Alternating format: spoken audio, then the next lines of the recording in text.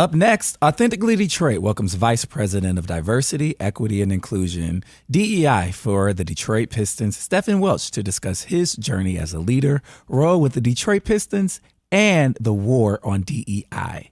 But first, this week's hot takes from Bridge Detroit and Bridge, Michigan. Gilbert's Hudson building unlikely to meet promised job, tax revenue when GM workers move in, and Michigan's healthcare disparities stark for Black residents, the study finds. Keep it locked. Authentically Detroit starts after these messages. Founded in 2021, the Stoudemire is a membership-based community recreation and wellness center centrally located on the east side of Detroit. Membership in the Stoudemire is available on a sliding scale for up to $20 per year or 20 hours of volunteer time. The Stoudemire offers art, dance, and fitness classes, community meetings and events, resource fairs, pop-up events, the neighborhood tech hub, and more. Members who are residents of the east side have access to exclusive services in the Wellness Network. Join today and live well, play well, be well. Visit ecndetroit.org.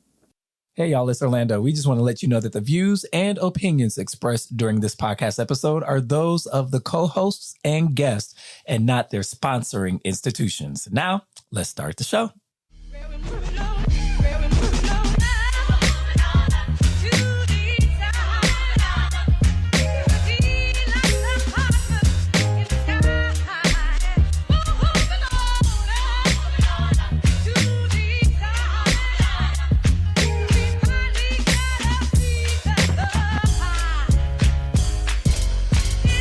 Hello, Detroit and the world. Welcome to another episode of Authentically Detroit, broadcasting live from the Cast Corridor at the WDET studios. We are a content partner to BridgeDetroit.com. I'm Orlando Bailey. And I'm Donna Givens-Davidson. Thank you for listening in and supporting our efforts to build a platform of authentic voices for real people in the city of Detroit. We want you to like, rate, and subscribe to our podcast on all platforms. Happy Earth Day, everybody. Happy Earth Day. It's Earth Day and the sun is shining. The frost has melted and we are finally back in the studio here at WDET. This week, we have the pleasure of welcoming a long-anticipated guest. Stefen Welch, the Vice President of DEI for the Detroit Pistons, has joined us to discuss his leadership journey, the Detroit Pistons, what a season, right? And the war currently underway on DEI. Stefen, I'm so happy to say this for the first time. Welcome to Authentically Detroit. Thank you so very much. What up, Jeff? What up? What up? What up? We're so happy that you have found time to join us. So how you doing? How's the day finding you? I'm doing well. You said it's Earth Day. You know, it's nice outside. We're starting to get some good weather in the city of Detroit. The sun is shining. I'm alive. I can't complain. Can't complain. Donna, happy Monday. Happy Monday. What's the latest? Well, you know, it's been a good weekend. I had a great weekend celebrating Mav's first birthday. Yes. Maverick. Me too, but we missed each other. Yeah, we missed each other. And then we saw each other at the Barristers Ball. And I actually was given a community engagement award or something of that nature. It just made me feel really good. Saw a lot of old friends. Great weekend. Woke up this morning to a little bit of unpleasant news. You were awarded at the Wolverines Bar Association's annual Barristers Ball. Oh, right? yes. That event is huge. It's huge. And everybody who's everybody is there. I think it's the most fun party. Honor. It's the most fun party. We're going to have Diane Hutcherson on, but you know, I have not been to many parties where you have 1,000 people in a room, all those people on the dance floor. I mean, DJs are just on deck and doing the butt and every other song. And I think Orlando, you left before they really went into a lot of the millennial music. No. I was there, so I got stuck at the entrance for a long time. See, when you're popular like Orlando, he said, "I'm gonna try to leave." And he did not. But the music was great. And I'm watching. It was just watching the joy in there. I just love Black joy. How did it feel? How did it feel to be awarded amongst all that Black joy and love? Well, you know, Diane Hutcherson is a very good friend. I love her. I've known her for many years. I was awarded a long time alongside my girl Kim Trent. I just love Kim. We love Kim here. here. Oh my goodness! You know, I have so much respect for Daniel Baxter and Harry. I've known Harry since I was a child. Wow! And so to see him on stage with me, he was kind of like, "Wow, look at us! We're grown up now." I'm like, Harry, we are well beyond grown up. But yeah, it was good. I got to see scholarship winners, and the amazing thing is there are two people I knew as children. One I knew really well. The other one I knew her dad. And they were both these scholarship winners. The young lady was so amazing. She's in law school at Northwestern University, and she wants to focus on environmental law and actually using the tort system to hold environmental polluters accountable. And I was like, wow, we have to, meet and connect with each other and invest in her. So we exchanged numbers. Hopefully she wants to do some type of internship or something working with us. It was a great weekend. Congratulations, my friend. Oh, We're so proud of you. She tried to keep it under wraps. I get to Camille, and Camille's like, you're supposed to be at the thing. Mommy's getting an honor. I'm like, what? An honor? An award? I had no idea. Yeah. Congratulations. We're so proud of you, That's Donna. awesome. All right, y'all. It's time for Hot Takes, where we run down some of the week's top headlines in the city of Detroit. For Hot Takes, Gilbert's Hudson building unlikely to meet promised job, tax revenue, and GM workers move in. This is by guest writer for Bridge Detroit, Tom Perkins. This is also an investigation by Bridge Detroit. General Motors' anticipated crosstown move from the Renaissance Center to the nearly complete Hudson's Detroit building puts a high-profile anchor tenant in the skyscraper owned by Dan Gilbert's Bedrock.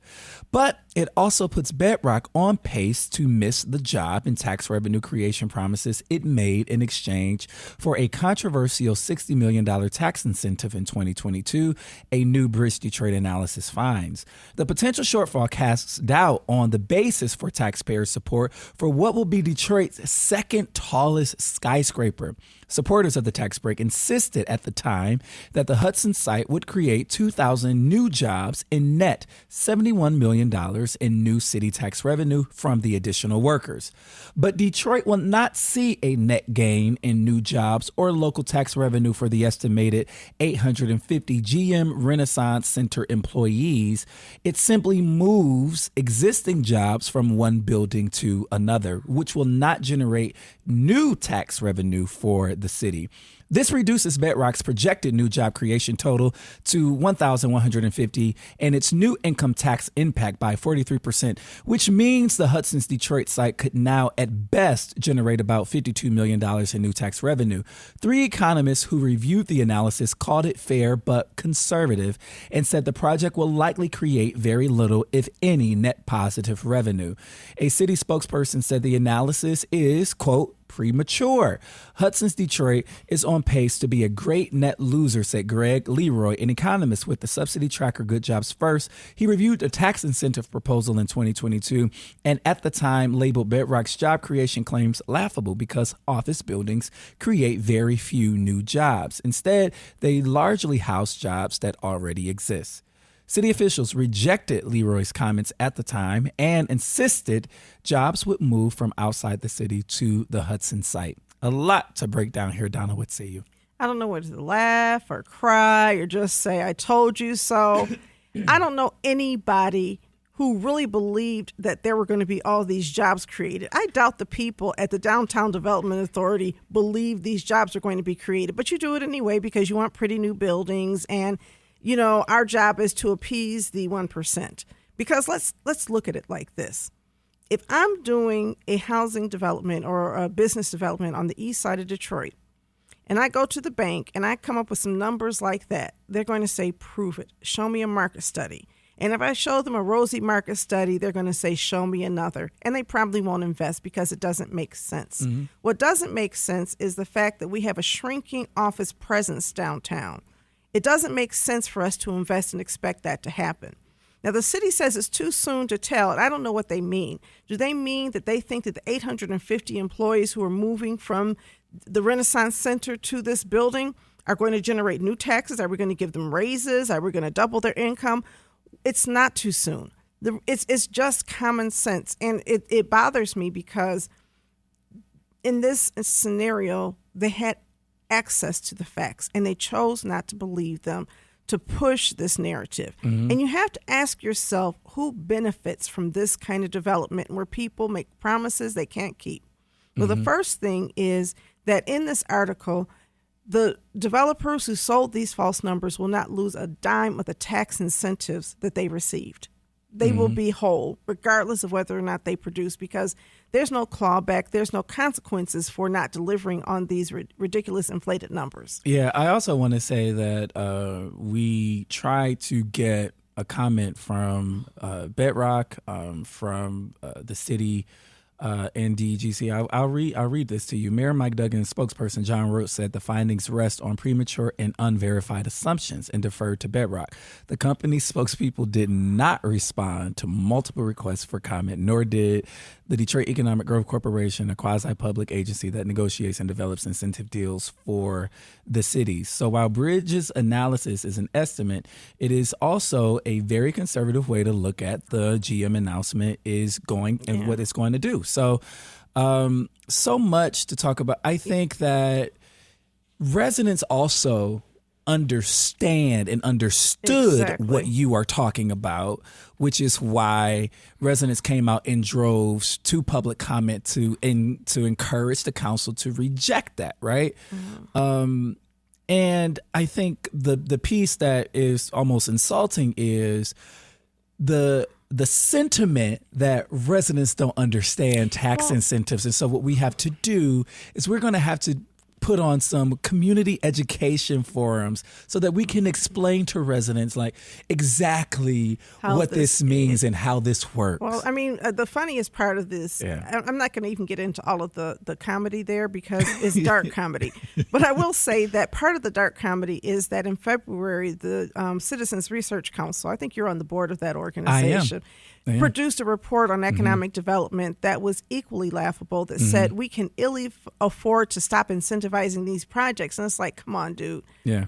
We can ill afford. That's the language. And he also said that businesses always operate at a net positive to taxpayers. Well, if we don't produce new taxable income for this $60 million and all of these other incentives that go in, you explain to me how that's a net positive to Detroit residents, because it seems to me as though there's a net loss. There's not accountability for what the Illiches said they would do and then didn't do, for what happened in this project and is not going to happen. Now, we have with us a guest who is with a new project, but it's outside of the territory of the Downtown Development Authority, I believe. Is that correct? It is. So it's not going to be that same conversation. I'm really glad because I don't want to have that same conversation. But I think that when you look at what's happening downtown, outside of neighborhoods, in this consistent redevelopment, it's a problem. And then, in Nancy Caffer, I really do love you, but your column about GM should demolish the Renaissance Center hurt me in a place I cannot explain. I just think that's a legacy of Comey Young in so many ways, and everything that he did to get that thing built and open. I think a lot of us feel a deep affinity to the space and have always felt welcomed in that space. Growing up like I did in the 70s and early 80s, I was watching in high it go school. Up. Yeah. Well, and also going there, right? That was a place you went to the movies. That's a place you went shopping. My mom worked down there at Otto's. I think, if you were really going on a fancy date, you went to the top of the Renaissance. I forget what the restaurant was called up there, the Summit. The Summit was the place. And, Detroit skyline is really, it was really redefined by that. This establishment. It's the center. And the idea that you're going to tear down a 73-story hotel. Right now, we don't even have enough space for the NFL draft. We don't have enough hotel rooms. We don't have enough conference space. We don't have enough of so much. And the idea that the way to progress in Detroit is tearing everything down and replacing with something new speaks to attitudes about Detroit that are really hurtful and harmful. So on Saturday, I miss Nancy's column. I'm going to have to read it. Yes, you do, and I critiqued it heavily. But no, it's all good. While we were at the Barristers Ball, were you there, Stefen? No. Okay. Not this year. Okay, not this year, but you've been in the past, and you know how crowded that room is. There's no place else where you could have that kind of event with that many people, really. And then, we had all of these receptions in different places at the hotel. I only went to the president's reception. Kevin and I got a room so that we could party and then not have to drive home. It was not a long drive, but anyway, we got a room. And we were on the 44th floor, and we have this panoramic room view of downtown. Gorgeous. The idea, I sat there the entire time imagining somebody wanting to tear that down. And that's what this new expensive development does, is it gives this sense, let's just get rid of everything else. And I guess then you can justify these expenses because you've created scarcity that benefits Bedrock, but it doesn't really benefit Detroiters. So, and the cost of tearing, can you imagine how expensive it would be to tear that down? I don't even want to imagine. But the final thing that I would say about it is, because I know we got to move on, is that I think what is also like thematic in a lot of these deals is this promise of jobs. And what I'm seeing here so far looks very similar to what we saw on the east side with Stellantis around like this new job piece, right? When in fact Stellantis just transferred a bunch of existing employees to the Mack engine and the Jefferson assembly plants, with a promise of 5,000 jobs. It only created what? Yeah, I mean, how many new jobs? And it wasn't 5,000. That's what I'm saying. And Stellantis keeps saying they're going to cut. And I just have one final thing. Yeah. A lot of those jobs are $85,000 a year or over, right? And we always want to see our people making good money. The percentage of Detroit residents who are making $85,000 a year in those types of jobs, those aren't for us. Those are the service jobs they have planned for us. And so I just want to say that it's something that I expected. It hurt to read. I don't think we should take our fingers off the pulse of that story. And I think that we need to leverage that as we talk about the Black Detroit democracy efforts that I'm going to be engaged in, helping people understand that just because you're against this kind of incentive does not mean you're against progress. I resent any billionaire telling me they cannot afford to do a project of this nature. Now, if they want to say, I do not want to spend my own money on this project, that's cool. I don't know any business owner who opens a business in the city of Detroit who wants to spend their own money. Most of them have to. Mm-hmm. Michigan health care disparities stark for Black residents, a study finds. This is by guest writer Eleanor Catalico for Bridge, Michigan. Michigan has more severe racial disparities in its health care system than other Great Lakes states, with Black residents experiencing the poorest outcomes, a new national analysis shows. In a scorecard released Thursday by the Commonwealth Fund, Michigan placed 29th among 39 states examined in overall health care delivered to Black residents. Michigan also had worse than average healthcare system performance for white residents compared with other states. In most states, white residents received the best health care, but in Michigan, Asian Americans and Native Hawaiians and Pacific Islanders experienced the highest healthcare system performance, scoring in the 84th percentile among population groups nationally. Healthcare for the state's white residents ranked in the 76th percentile. The report by the nonprofit research firm assessed data based on 25 indicators of healthcare performance, including health outcomes, access to healthcare, and quality and use of healthcare services. While health outcomes and health equity scores for Michigan's Black residents were among the worst in the country, researchers and state health officials pointed out that disparities across racial and ethnic groups are prevalent nationwide, even among states that performed high in the assessment. The quote says this is not a Michigan issue. This is a problem that is across the United States. Michigan, in many of these areas, is doing better than a lot of our neighbors and a lot of other states, said Dr. Natasha Bajasarian, chief medical executive for the state. Ohio, Iowa, and Minnesota have slightly better health care for Black residents, but still had assessments that were below the nation's average.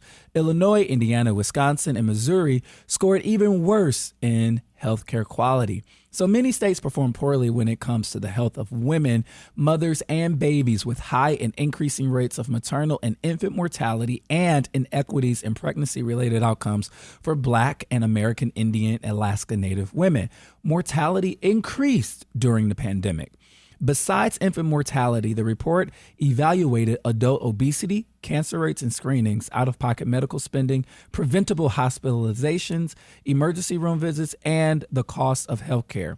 Where a person lives matters, noted the researchers, who called their report a roadmap for targeted federal and state policy solutions. Poverty, food insecurity, exposure to pollution, and crime are prevalent in many communities where people of color live and green spaces are few. A lot to unpack here. We're going to take a quick break and we're going to be back with our commentary. Keep it locked. Authentically Detroit. We'll be right back.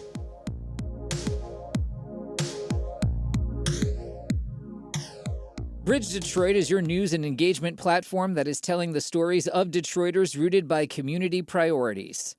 Started in 2020 by Pulitzer Prize-winning journalist Stephen Henderson, the newsroom has already established its footing as the go-to source for hyper-local perspectives that ask the hard questions, brings accountability, and searches out real solutions.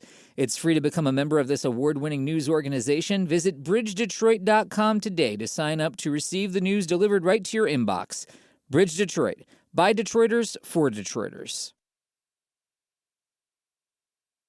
Have you always dreamed of being on the airwaves? Well, the Detroit Eastside Engaged Podcast Network, or DEEP for short, is here to make that dream a reality. Located inside the Stoudemire, the DEEP Network offers studio space and production staff to help get your podcast idea off the ground. Doesn't take a whole lot of work to get started. Just visit the Authentically Detroit page at ecn-detroit.org or call Sarah at 313-948-0344. Welcome back to Authentically Detroit. We're talking about an article in Bridge, Michigan around the healthcare disparities that exist in the state of Michigan, especially for Black residents. Donna, what say you? Well, I mean, I think whenever you start looking at outcomes, you have to look at the policies of public and private policies that feed into those outcomes. Mm-hmm. And so, I did write an article in Cranes a couple of weeks ago. Tell us about that. I wrote an article talking about green infrastructure and the fact that the city has not invested in green infrastructure on Detroit's east side. I did find that there's one little project that they did invest in, but it's almost laughable in comparison to the rest of the projects they're doing. There's no watershed management plan. And the co-benefits of green infrastructure are not just around water management, but also health. It buffers, pollution, that kind of stuff. It helps to create recreational space so that people feel comfortable walking outside and doing things. Because when you look at the social... And if done right, it can divert stormwater from flooding houses and all exactly. of that. Everything. You're right. I didn't even focus on that because huge. That's the big part, is that it can divert stormwater from flooding houses. And we've had so many houses flood, and then when the houses, the floodwater retreats, you still have black mold and you still have bacteria and other indoor air toxins. And some houses flood so frequently you can't keep up with that. And so when you look at health, it's a problem. The city's policies around greening the east side are, if I had to give the city a report card, I would give it an F. When you look at, I understand the mayor talked about flooding in the state of the city, talked about the problem, but didn't talk about any solutions, and I think that's super interesting. But when you look at the Crown, the Stellantis truck facility on Jefferson near Clarepoint, that's an example of a city taking a green field literally and turning it into cement and truck traffic adjacent to a neighborhood. And it's zoned as M4, and M4 zones are supposed to be separated from residential areas. When you look at the new Stellantis plant that is just behind ECN and just in front of a residential street, Beneteau, and several other residential streets, it's also zoned as M4 and adjacent to a residential area. And that plant has had 8 air quality violations. Now, with trucks, there are no air quality controls. They don't look at trucks idling. They don't look at the number of trucks coming into an area, and they don't look at the impact on air quality. So all you know is that residents who live nearby say, I can't breathe when I'm outside. So that's one set of policies. I also think it's important for us to look at physician pay, because Michigan has a hard time attracting doctors because we don't pay enough. We pay doctors less in Michigan than they do in Indiana, wow, than they do in Ohio. We're at the bottom, 25% of doctors' pay. Why? Because of competition. And it doesn't make any sense. And so when our government decides and when our hospitals decide they want to invest in health care, when you have health care systems that cannot provide maternal infant care in the first trimester, you've got a problem. That's a huge When problem. you have health systems and hospitals are closing all over the city and converted to clinical space, and when healthcare is fragmented in the way people receive it, you have people disconnected from the healthcare systems. I'm really excited about the work that we're doing at the Stoudemire Wellness Hub because we are trying to integrate supports for all of those things into a single place and bring people in contact with doctors and provide some health education and nutrition education right in one spot. But it's going to take all of us, if we care about lives, to understand the significance of having people who live on Beneteau have a life expectancy of 66 years, and people who live 2 miles away in Grosse Pointe have a life expectancy of 83. You know, what's really, really interesting is, the mention even at the end of the article that there is a direct correlation and determinant, whereas your zip code is the determining factor of your life expectancy. Yeah. And I wonder, just in the state, but really around the country, how many Black folks have industry as their neighbor? Yeah. Right? And for me in the city, it feels really outsized here. But it is in the nation. It is in Houston. And it is across It's in income Louisiana, levels. yeah. It's across. Yeah. Environmental racism is not something that's imaginary. It's real. Yeah. And when you look at the reality is that Black people are the most segregated people in the United States. And so when you're segregated like this, it makes it easier for businesses to decide to put their noxious uses in places where people don't have political power, money to afford attorneys, and the political capital to fight back. And it's not just Black people. I also want to acknowledge that there's many people in our nation who are treated like this.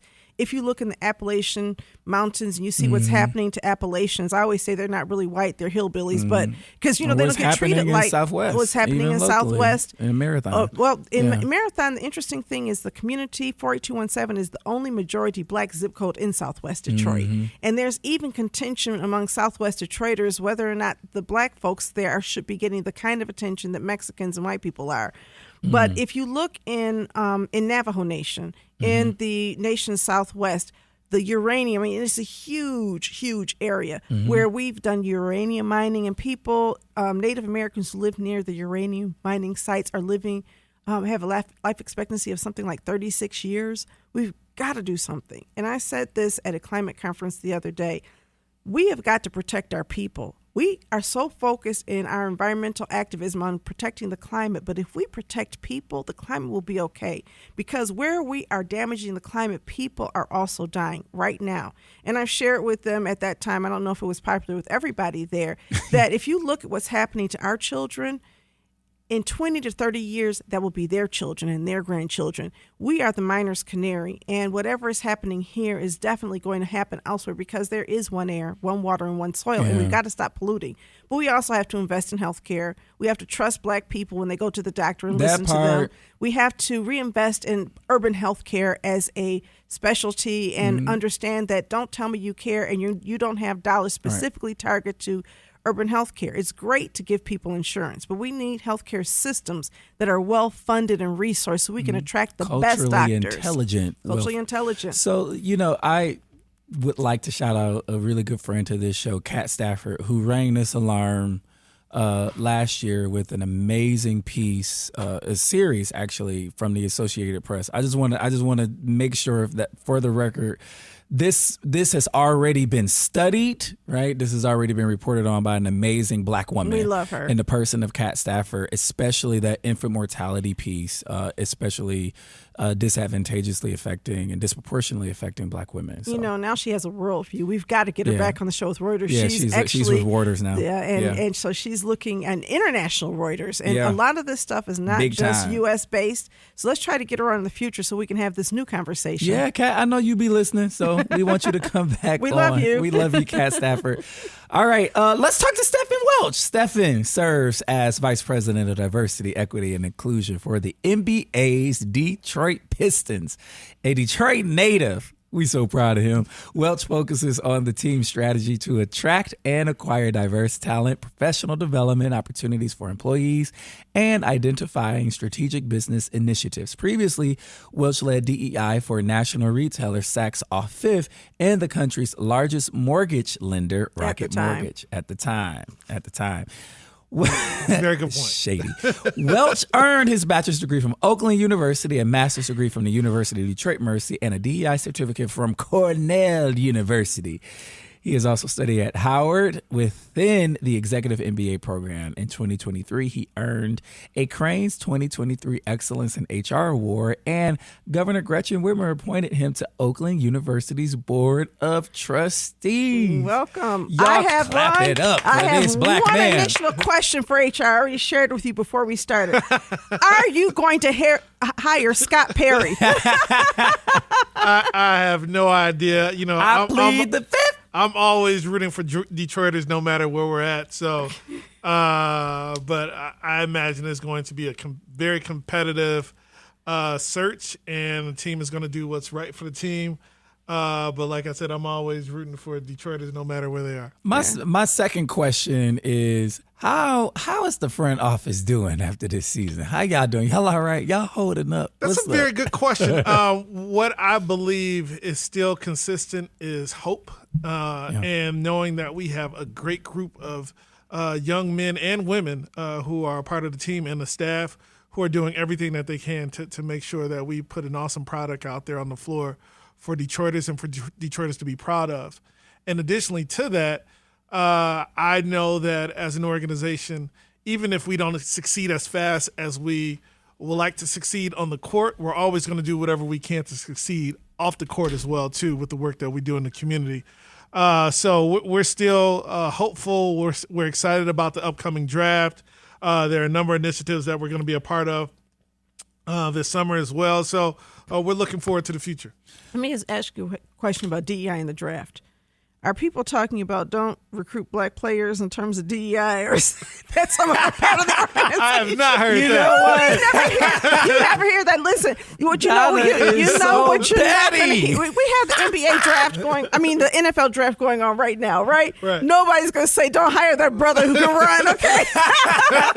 Stefen, I want to ask you a real question. That is a real question. And my question is, I'll preface it with this comment first. I would say that the Detroit Pistons community output looks and feels very different now than it did in years past. Why? And is that on purpose? That's very intentional. One, let me say thank you for that compliment. And I see it too. I often tell community members, I often tell our staff, like, I'm a Detroiter first, I'm an employee second, right? And so when we were in Auburn Hills, we weren't necessarily as concentrated. There are a number of things going on. I mean, the Black History Month College Scholarship has been going on for over 20 years. And so there's been a few things. However, being back in the city of Detroit, we knew we needed to be authentically Detroit. We needed to be ingrained in the city of Detroit. We need to make sure that we had connections with community organizations, and our community and social responsibility team has done a phenomenal job with that. But then also, you know, you look at our staff. Our staff is so diverse, right? We're not as great as where we need to be, but we see those breadcrumbs of how we continue to get better and better, right? And I think that overall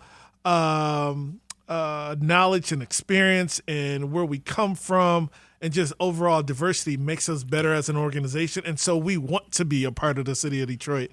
When we came to the city of Detroit, building the Henry Ford Pistons Performance Center, not only did we make it, you know, our headquarters and that basketball operations and business operations would be under the same roof.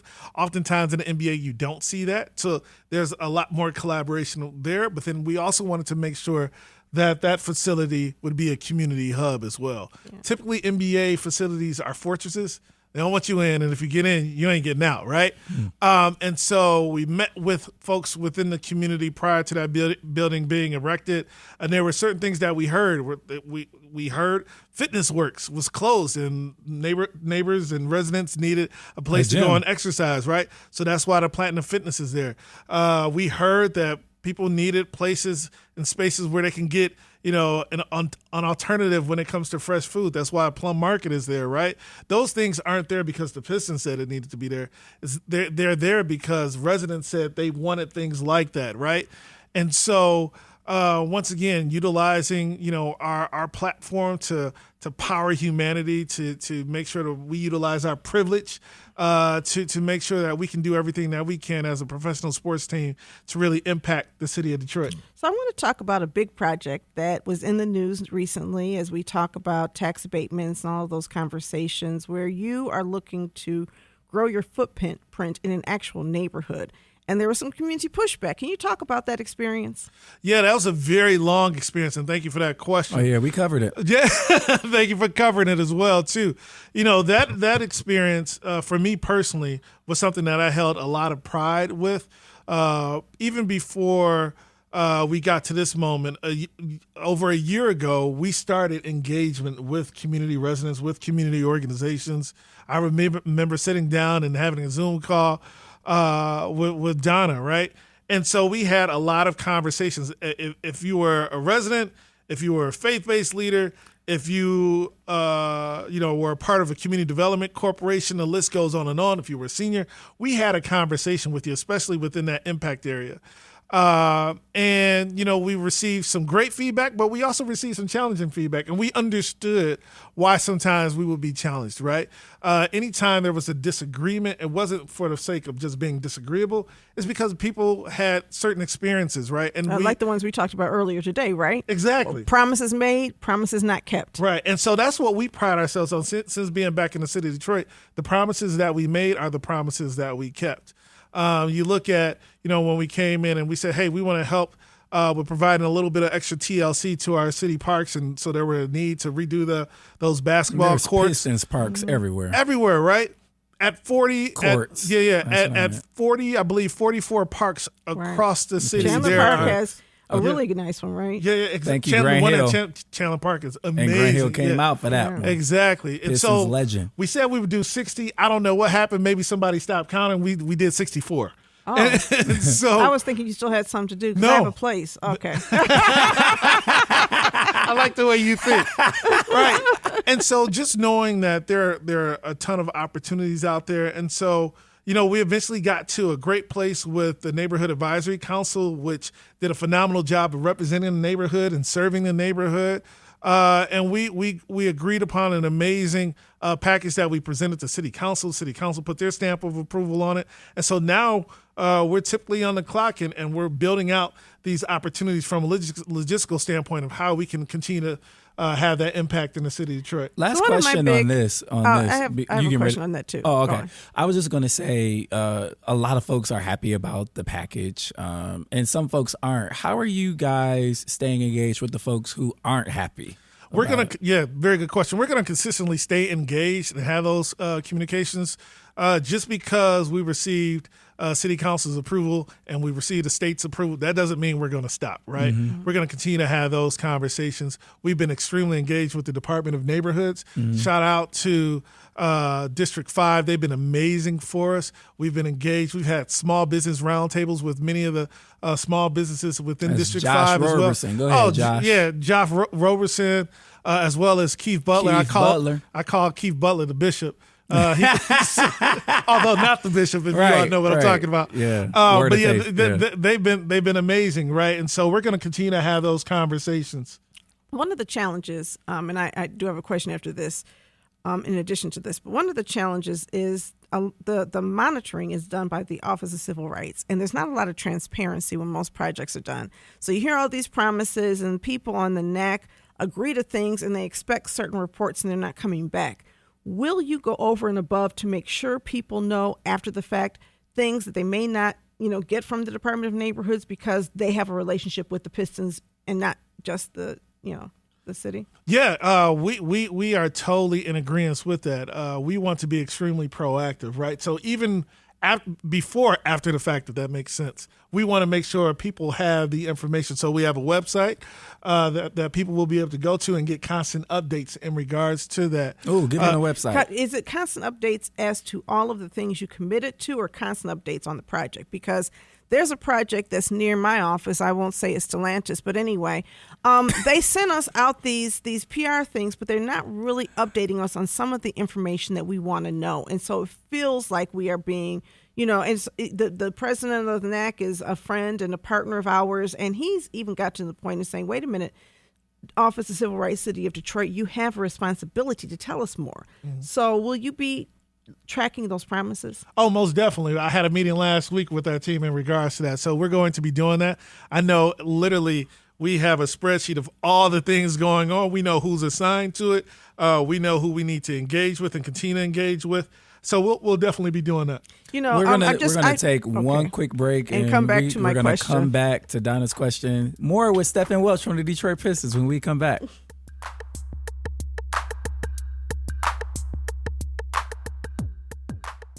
Founded in 2021, the Stoudemire is a membership-based community recreation and wellness center centrally located on the east side of Detroit. Membership in the Stoudemire is available on a sliding scale for up to $20 per year or 20 hours of volunteer time. The Stoudemire offers art, dance, and fitness classes, community meetings and events, resource fairs, pop-up events, the neighborhood tech hub, and more. Members who are residents of the east side have access to exclusive services in the Wellness Network. Join today and live well, play well, be well. Visit ecndetroit.org.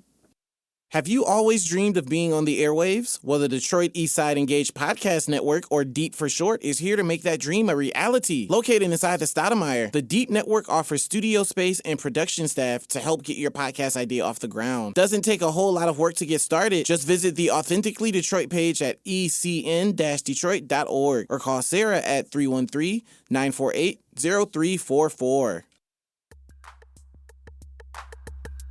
We're back with Stefen Welch from the Detroit Pistons. Donna, you were getting ready to ask a question. I did. One of my big concerns about all of the tax abatements. Donna, I just want to say that this is your podcast. This is my podcast too, and I just would like to state for the record that this is also Donna's podcast. It is my podcast too, and I just turned. I'm sorry about that. But my question was, one of my big critiques is that so much of the development dollars that are being spent on developers who are not in the city, developers who are not African American, and it feels as though, in addition to, concentrating all of the development downtown, you're also widening the wealth gap and opportunity gap. Can you talk about what you're doing to try to address that, to ensure that Black developers get a fair chance?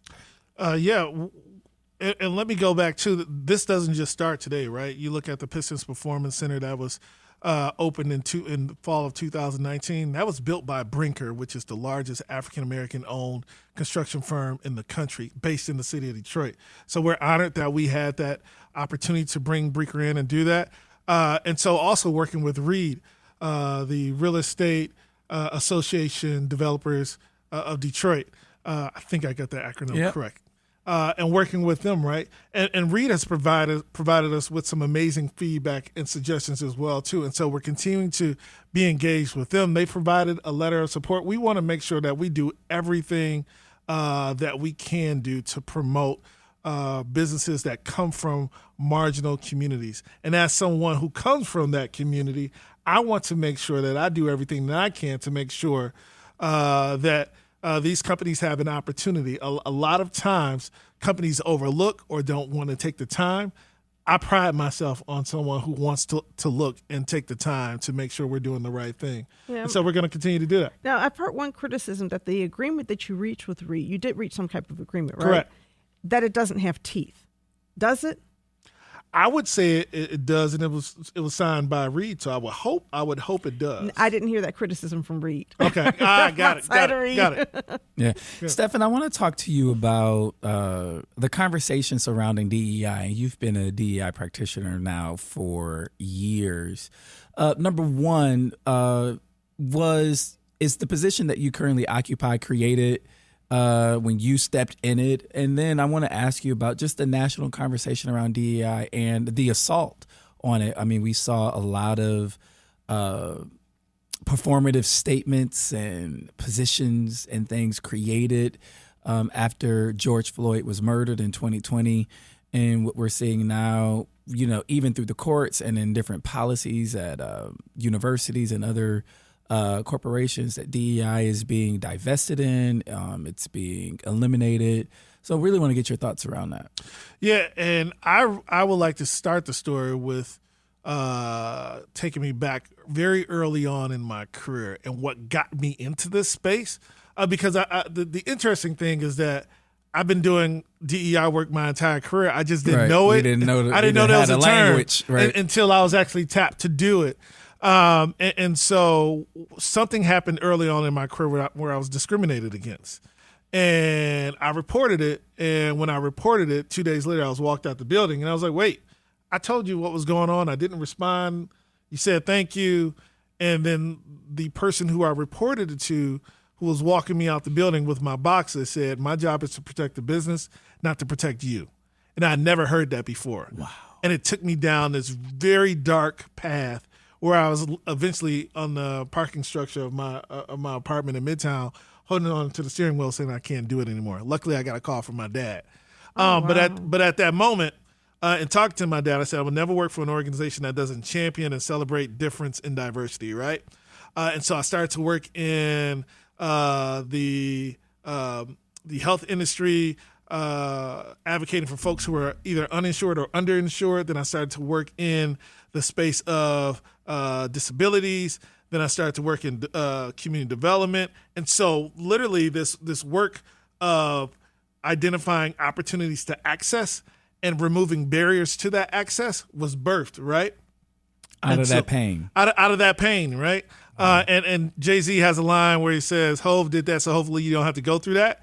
And I think my story is I went through that, so hopefully other folks don't have to go through that, right? I mean, you can, if you're a winner in my book if you quote Jay-Z anytime. You come on here and quote Jay-Z. You're a friend of mine, Stefen Welch. I appreciate that. And so I think this work is very, very hard. It's very demanding because at the end of the day, at 5 o'clock or 6 p.m., whenever you're done, you don't just put it in a box and close it. Yeah, you take it home with you. You take it home with you. It stays with you. And oftentimes, many of the people who are doing this work not only are representing other folks, but they're representing themselves as well. And so it's a very heavy work and a very heavy load to carry. And so a lot of people that are in the industry and in the space are tired. They are fatigued. They feel as though they don't have the resources. I'm in a number of groups across the country and in the city of Detroit where I hear this all the time.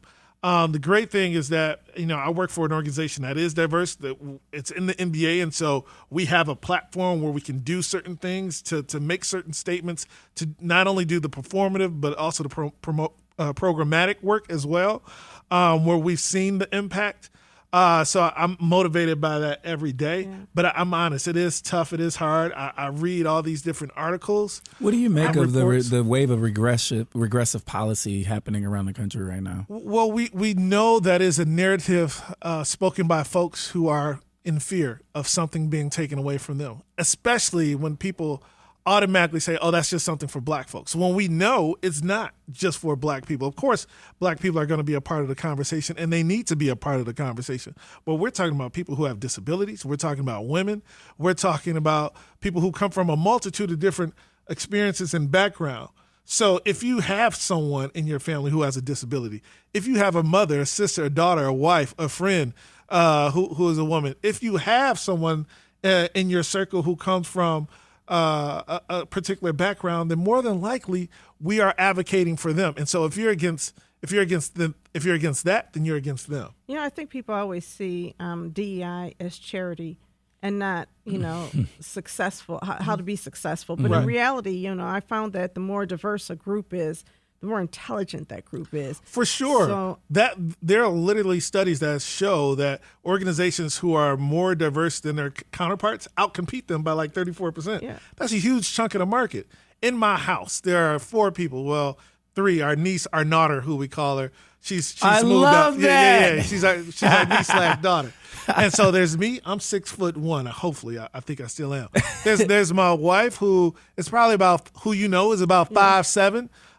There's Ariel, who is she's 26 now.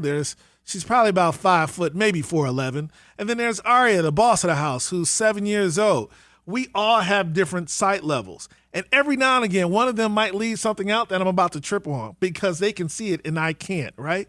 But when they see it, they can say, hey, you're about to trip on that. Pause for a second. That's what diverse groups do. That's how we get things done. That's how we make better decisions, right? And at the end of the day, if you can't, I was about to quote Jay-Z. But you're the giant that will listen, though. Right. Yeah, exactly. And I was people who have struggled have a certain extra sauce that people who've never had to struggle don't have. Yeah. Can we agree to that? Yes. When you were looking out on that garage and My you were God, like, whoa, today. my goodness. Lord when have you mercy. were looking at that, you went through something. You learned something about yourself, about other people. You learned something about hope, and you bring all of that. I was talking to somebody, because a lot of times we always want to talk about our success, but I was having this wonderful conversation with a group of women who were, I was really vibing with the other day. And I was saying, I think of myself as being equipped to do what I do because of all my failures, okay? Every time I tripped, I learned something. Every time I felt like I failed, I learned something. And I don't even look at them as failures. I look at them as learnings now. But the value of diversity and inclusion is that you're not just going to have a bunch of prep boys, white boys who came out of an Ivy League school making all of the decisions because their worldviews are just not strong enough. Can you agree with that? Totally agree. 100%. And I have another question, though, because on the one hand, inside the organization, you are representing diversity and inclusion and trying to make sure there's inclusion. And on the other hand, outside, you are working for a large corporation that some people don't trust.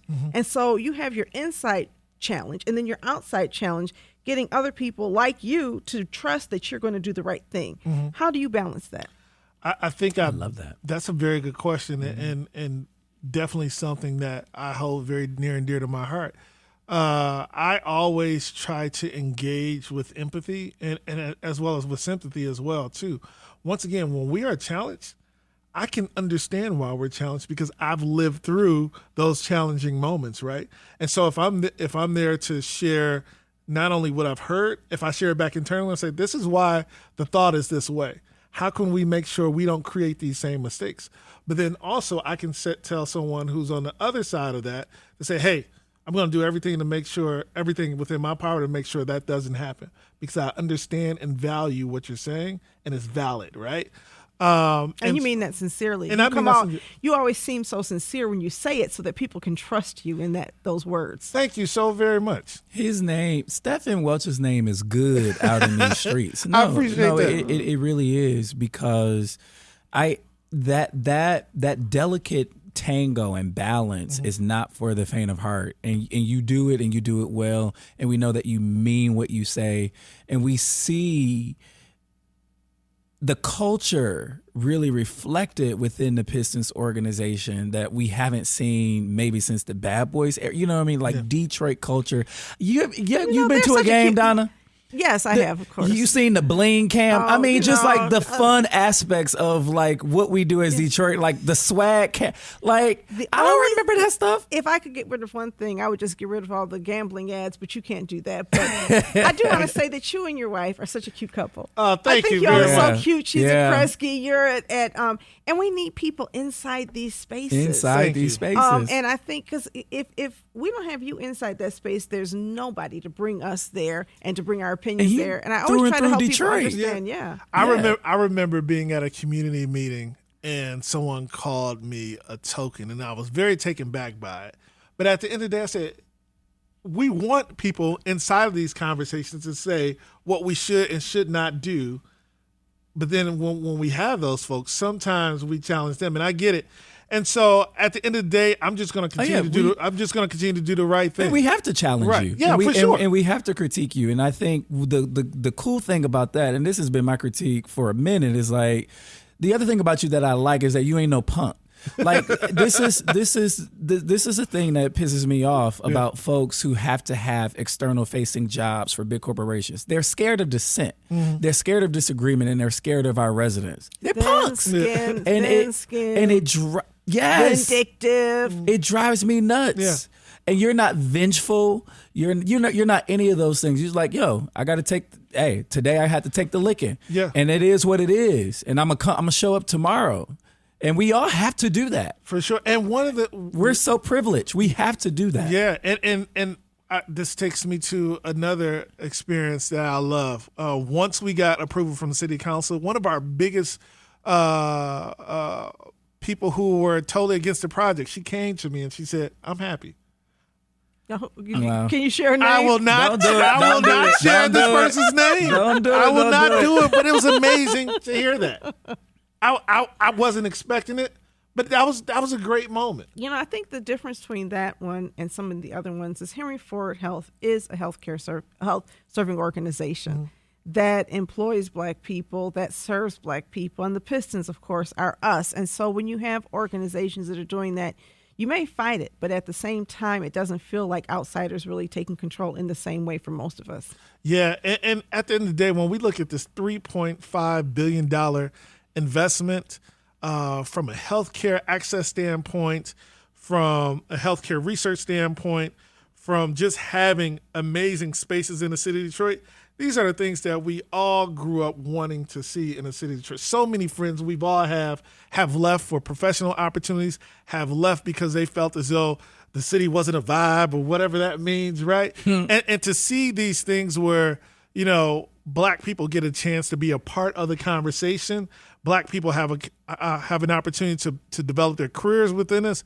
I'm excited to see what our team members at Michigan State have been doing, what our team members Henry Ford have been doing, talking about health equity and what's needed and how to address those different disparities that we see in the city of Detroit. I feel as though those conversations have been empowering. Yeah, I forgot to mention MSU, but go blue. I'm just joking. But, we talked about health disparities earlier in the conversation. I think what you're speaking to is that we've got to invest in this kind of health innovation so that we can begin addressing those health disparities. So that's a part that I don't know that other people are really thinking about, how this investment will contribute to changes in those sectors. For sure. Stefen Welch, thank you so much for coming on. Thank you. I appreciate it. This was great. All right. If you have topics that you want to discuss on Authentically Detroit, you can hit us up on our socials at Authentically Detroit on Facebook, Instagram, and Twitter, or you can email us at authenticallydetroit@gmail.com. All right, y'all. It is time for shout outs. Donna, you have any shout outs? I do. First of all, I want to shout out Diane Hutcherson, who is the president of the Wolverine Bar Association. She's actually serving her second term, and this is the first time in the history of this bar association that anybody has done that. Diane is one of the hardest working, creative, innovative, loving people that I know. She's a really good friend of mine. And when she started with the Bar Association, she was committed to making sure that attorneys in Detroit were working more closely with people in the community. She had the theme of this ball was Ujima. This idea that we've got to bring ourselves together, and that is why she honored people who she saw as contributing to community well-being. Love you, Diane. And then also Kim Trent. Kim is one of the most beautiful people that I know. I just love her spirit. I love the way Kim will put her heart into what she does, and she's in Lansing right now leading the Poverty Task Force work. And, disclaimer, I'm on the advisory committee for the Poverty Task Force. You got to get back on. We got to get her on. But I have to say, I went and listened to a report last week that they hired contracted with the University of Kansas to do a TANF study, Temporary Aid for Needy Family Study, to look at how our resources are being spent in Michigan. And they found several discrepancies. So usually when I listen to these kind of reports, I'm writing down everything they say, waiting for them to leave something important out. And so I'm typing out my questions, and before I could finish typing them, they were answering them. It's an absolutely amazing study. We can't ever get better at doing something like supporting poor people in our state unless we really understand what we're doing well and what we're doing wrong.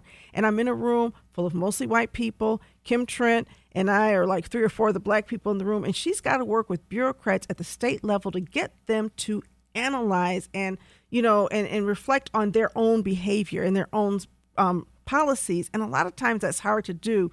But Kim knows how to work with people. So I'm calling her out and saying, I love you, Kim, for what you're doing for the poor people in our state. I know she's faced a lot of criticism from some ignorant people when she first got that post. But she has certainly demonstrated, not just in this area, but in many others, her ability to bring people together for systemic change. All right, Stefen, you have any shout-outs? I do.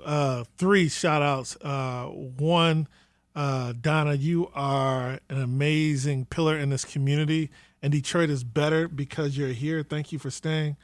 Orlando, I got a chance to meet you years ago, and I was just like, this dude is so brilliant.